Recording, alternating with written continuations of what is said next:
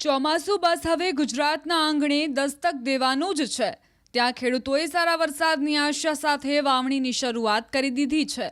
અરવલ્લીના મોડાસા, ભિલોડા તાલુકા સહિતના વિસ્તારોમાં 2 દિવસ પહેલા વરસાદ વરસ્યો, જેના પગલે ખેડૂતો ખેતીકામમાં જોતરાઈ ગયા છે।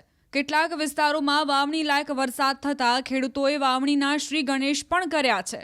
ખાસ કરીને જિલ્લામાં ખરીફ સિઝનમાં 2 લાખ હેક્ટર જમીનમાં મગફળી, કપાસ, મકાઈ સહિતના પાકોનું વાવેતર થાય છે।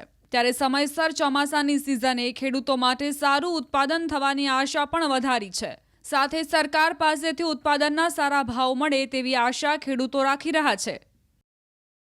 આ વખતે સારો એવો વરસાદ પડ્યો છે એટલે અમે મગફળીનું વાવેતર ચાલુ કર્યું છે અને મગફળી અમે સારી એવી ભગવાનને પ્રાર્થના કરીએ છીએ કે સારો એવો વરસાદ પડે અને સારી એવી મગફળી પાકે એવું અમે ભગવાનને પ્રાર્થના કરીએ છીએ અને સરકારને એવી વિનંતી કરીએ છીએ કે સારી એવી મગફળી પાકે તો અમને સારો એવો ભાવ મળે બસ। અને અમારે લગભગ 10 થી 15 વીઘા વાવેતર કરેલું છે મગફળીનું અને અમે એવી આશા રાખીએ છીએ કે સારું અમારે ચોમાસામાં વધારે પડતી મગફળીનું જ વાવેતર કરીએ છીએ।